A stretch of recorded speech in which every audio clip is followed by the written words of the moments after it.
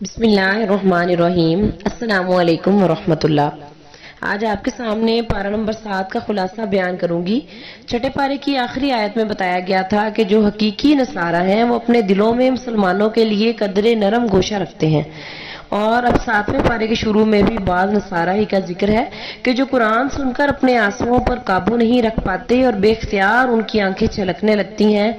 آیت نمبر 85 اور 83 یہ آیات حبشہ کے ان نصارہ کے بارے میں نازل ہوئی تھیں جن کے ملک میں مسلمان ہجرت کر کے گئے، اور انہوں نے جب مسلمانوں کی زبان سے قرآن سنا تو روتے روتے ان کی ہچکیاں بند گئیں اور ان کی جو داڑیاں تھی وہ آنسوؤں کی رم جھم سے تر ہو گئیں۔ اصل میں اللہ کے کلام میں تاثیر ہی ایسی ہے کہ اگر ایسے دل سے اسے سنے جو بغض اور کینہ سے خالی اور خوف و خشیت سے معمور ہوں تو جسم کے رونگٹے کھڑے ہو جاتے ہیں اور آنکھوں سے آنسو چھلک پڑتے ہیں۔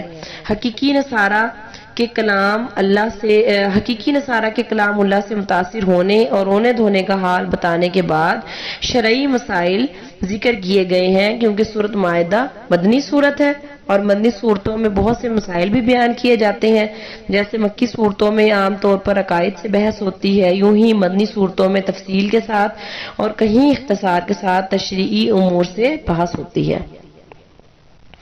یہاں جن مسائل کا ذکر ہے، یعنی جو مسائل اور احکام ذکر کیے گئے ہیں، ان میں سے سب سے پہلے یہ ہے کہ کسی چیز کو حلال یا حرام قرار دینے کا اختیار صرف اللہ کو ہے، اور اس لیے مسلمانوں کو حکم دیا گیا ہے کہ جن پاکیزہ چیزوں کو اللہ تعالیٰ نے حلال قرار دیا ہے تم ان کو حرام قرار نہیں دے سکتے، اور نہ ہی ان کے استعمال سے احتراز کر سکتے ہو۔ اصل میں اسلام اعتدال کا دین ہے، جس میں نہ تو افراط ہے، نہ تفریط ہے، نہ غلو اور نہ ہی کمی کوتاہی۔ اس لیے اسلام اس بات کو پسند نہیں کرتا کہ پاکیزہ چیزوں سے اجتناب کو تقویٰ اور کمال کا سبب سمجھا جائے، اور نہ ہی اس بات کی اجازت دیتا ہے کہ حرام اور حلال کے فرق ہی کو اٹھا دیا جائے اور بے دریغ ایسی چیزوں کا استعمال شروع کر دیا جائے جنہیں اللہ نے حرام قرار دیا ہے۔ دوسری چیز جو کہ مسائل میں بتائی گئی ہے وہ یہ ہے کہ لغو قسم پر کوئی دنیاوی مواخذہ نہیں ہے۔ آیت نمبر 89 میں ہے کہ لغو قسم یہ ہے کہ کوئی شخص کسی کام کے ہونے یا نہ ہونے کے بارے میں اپنے خیال کے مطابق سچی قسم کھائے، حالانکہ وہ کام اس کے گمان کے خلاف تھا۔ البتہ ایسی قسموں پر کفارے کی صورت میں مواخذہ ہوگا، اور جو مستقبل میں کسی کام کے کرنے یا نہ کرنے کے بارے میں کھائی جائے اور پھر انہیں پورا نہ کیا جائے۔ تیسرا جو مسئلہ بیان ہوا ہے وہ ہے شراب، جوا، بت۔ یہ جو ہے وہ قطعی حرام اور شیطانی عمل ہے۔ ان کے ذریعے شیطان مومنوں کے دلوں میں بغض و عداوت کے بیج بوتا ہے، انہیں اللہ کے ذکر اور نماز سے روک دیتا ہے۔ چوتھے نمبر پہ آیت نمبر 92 اور 94 میں بتایا گیا ہے کہ احرام کی حالت میں خشکی کا شکار جائز نہیں ہے، البتہ سمندر اور دریا میں رہنے والے جانوروں کا شکار حالت احرام میں بھی جائز ہے۔ احرام کی مناسبت سے اللہ تعالیٰ نے بیت الحرام یعنی کعبہ اور شہر حرام کا بھی تذکرہ کیا ہے۔ یہ کعبہ کی خصوصیت ہے کہ اللہ تعالیٰ نے اس کے گرد و پیش کے علاقے کو حرام قرار دیا ہے، اور اس کی حرمت اور امن کا اندازہ حضرت عمر رضی اللہ عنہ کے اس قول سے ہوتا ہے جس میں وہ فرماتے ہیں کہ اگر میں اپنے والد خطاب کے قاتل کو بھی حرم میں دیکھ لوں تو اس وقت تک اس پر ہاتھ نہیں اٹھاؤں گا جب تک کہ وہ حرم کی حدود سے باہر نہ نکل جائے۔ پھر جو مسئلہ بیان ہوا ہے چھٹے نمبر پہ وہ یہ ہے کہ زمانہ جاہلیت میں مشرکین نے بہت سارے جانور جو تھے وہ خود ہی حرام قرار دیے ہوئے تھے اور ان کے لیے مخصوص نام بھی تجویز کر رکھے تھے، مثلاً جو ہے وہ بحیرہ، صائبہ، وسیلہ اور حام۔ آیت نمبر 103 میں واضح طور پر بتایا گیا ہے کہ یہ مشرکین کا جھوٹ اور افطرا ہے، ورنہ اللہ تعالیٰ نے تو ان میں سے کسی بھی جانور کو حرام قرار نہیں دیا۔ اور 7ویں نمبر پہ جو مسئلہ بتایا گیا ہے وہ یہ ہے کہ جب کسی انسان کو موت کی آہٹ محسوس ہونے لگے تو اسے چاہیے کہ وہ قابل وصیت امور کے بارے میں وصیت کر جائے.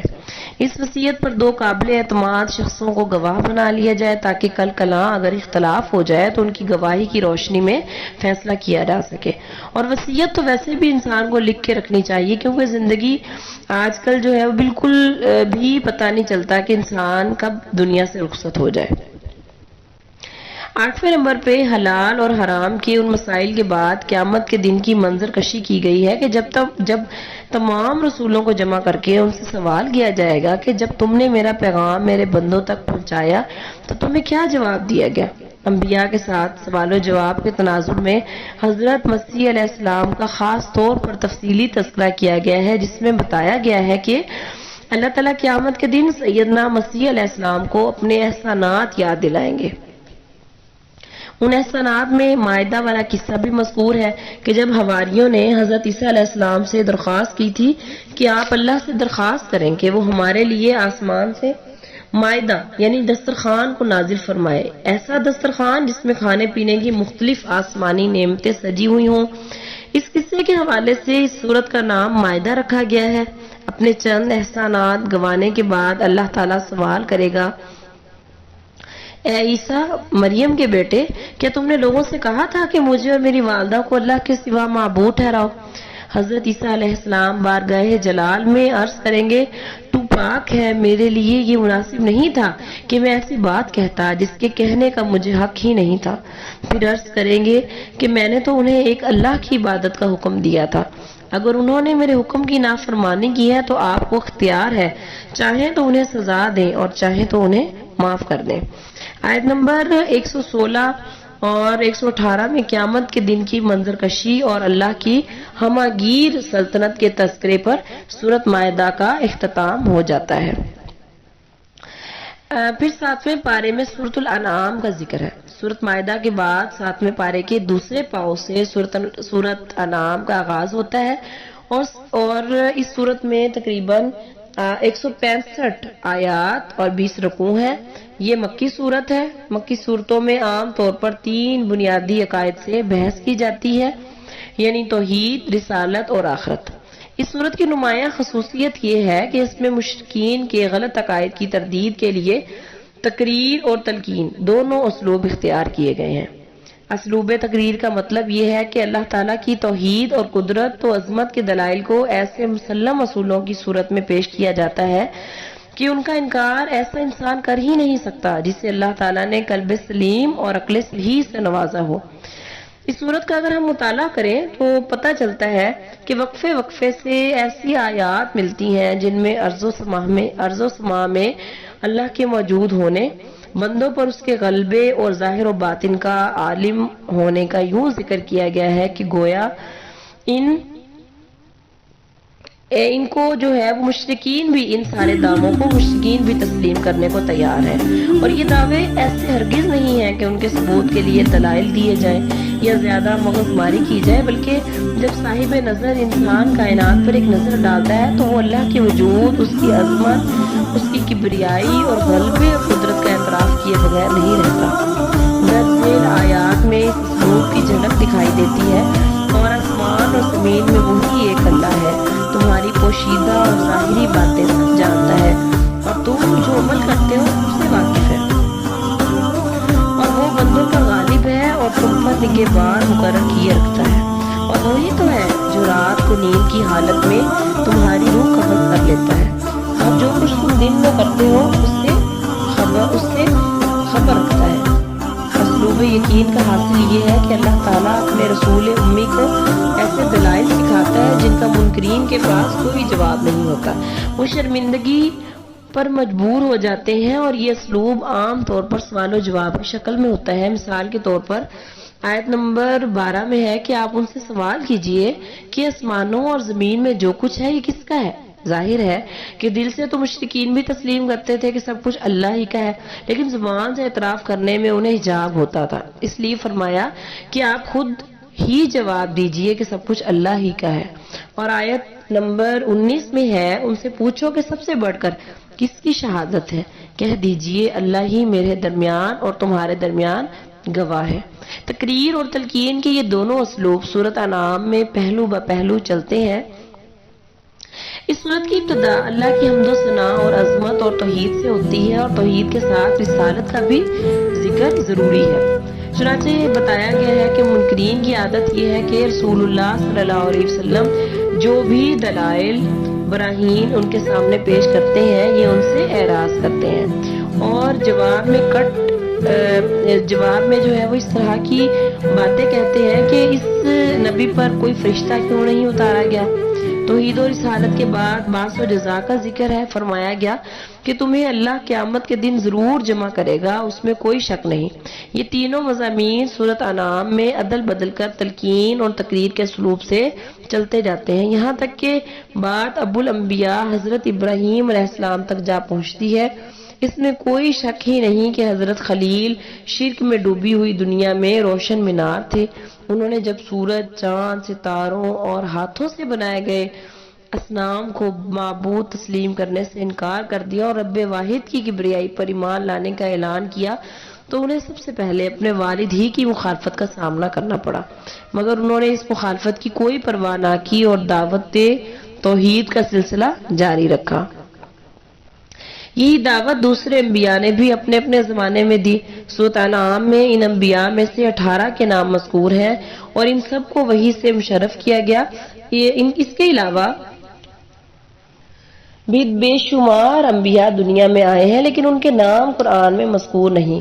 وحی اور نبوت کے بعد دوبارہ ایسے دلائل ذکر کیے گئے ہیں جو خالق کے وجود، اس کے علم، قدرت اور حکمت کے کمال پر دلالت کرتے ہیں۔ ان دلائل سے اس طرف متوجہ کیا گیا ہے کہ مقصود اصلی اللہ کی ذات، صفات اور اس کے افعال کی معرفت ہے، لیکن مکہ کے کفار ان دلائل میں تو غور و فکر نہیں کرتے، البتہ مختلف قسم کے معجزات کا مطالبہ کرتے رہتے تھے۔ اگر ہمیں فلاں معجزہ دکھایا جائے تو ہم ایمان قبول کر لیں گے، حالانکہ ان کی یہ باتیں زبانی جمع خرچ اور دفع الوقتی کے سوا کچھ بھی نہیں۔ حقیقت یہ ہے کہ صاحب طلب معجزے کا مطالبہ نہیں کرتا، وہ جدھر نظر اٹھاتا ہے اسے اللہ کے وجود اور قدرت کی نشانیاں واضح طور پر نظر آتی ہیں، اور اس کائنات پر کافر بھی نظر ڈالتا ہے، مومن بھی نظر ڈالتا ہے، لیکن دونوں کی نظر ڈالنے میں زمین آسمان کا فرق ہے۔ کافر دیکھتا ہے تو اسے پوری کائنات مادی اسباب میں جکڑی ہوئی لگتی ہے، لیکن جب ایک مسلمان دیکھتا ہے تو اسے ہر چیز اور ہر مرحلے میں قدرت کی کار فرمائی نظر آتی ہے۔ مثال کے طور پہ جب وہ پھل کو دیکھتا ہے تو رنگ اور خوشبو، چھوٹا اور بڑا، کھٹا میٹھا ہونے کے اعتبار سے کیسے ایک حال سے دوسرے حال کی طرف منتقل ہوتا ہے۔ ابتدا میں کوئی کڑوا اور نمکین ہوتا ہے، کوئی کھٹا یا پھیکا، لیکن جو وہ پکتا جاتا ہے اس میں مٹھاس اور لذت آتی جاتی ہے۔ جب ایک مومن ایمانی نظر سے دیکھتا اور غور و تدبر کرتا ہے تو بے ساختہ پکار اٹھتا ہے، سبحان اللہ۔ اس لیے یہاں زمین سے اگنے والی مختلف چیزوں اور پھلوں کا ذکر کرتے ہوئے فرمایا گیا ہے کہ یہ چیزیں جب پھیلتی ہیں تو ان کے پھلوں پر، اور جب پکتی ہیں تو ان کے پکنے پر نظر کرو۔ ان میں ان لوگوں کے لیے جو ایمان لائے ہیں اللہ کی قدرت کی بہت ساری نشانیاں ہیں۔ اگر ہم اپنے جسم کو بھی دیکھتے ہیں تو ہمارے لیے بہت ساری قدرت کی نشانیاں ہیں کہ اللہ تعالیٰ نے ہماری آنکھیں، ہمارے ناک، ہماری جو ہے وہ ہمارے کان، ہمارا چہرہ، ہر چیز اس طرح سے خوبصورت بنائی ہے کہ اللہ کی قدرت کے سوا کوئی بھی اس کو بنانے والا نہیں ہے۔ انشاءاللہ نیکسٹ جو ہے ہم پارہ نمبر 8 میں اس صورت کو بھی مکمل کریں گے، اور انشاءاللہ پارہ نمبر 8 کا بھی خلاصہ آپ کے سامنے بیان کروں گی۔ اللہ تعالی ہم سب کو عمل کی توفیق عطا فرمائے۔ وآخر دعوانا ان الحمدللہ رب العالمین۔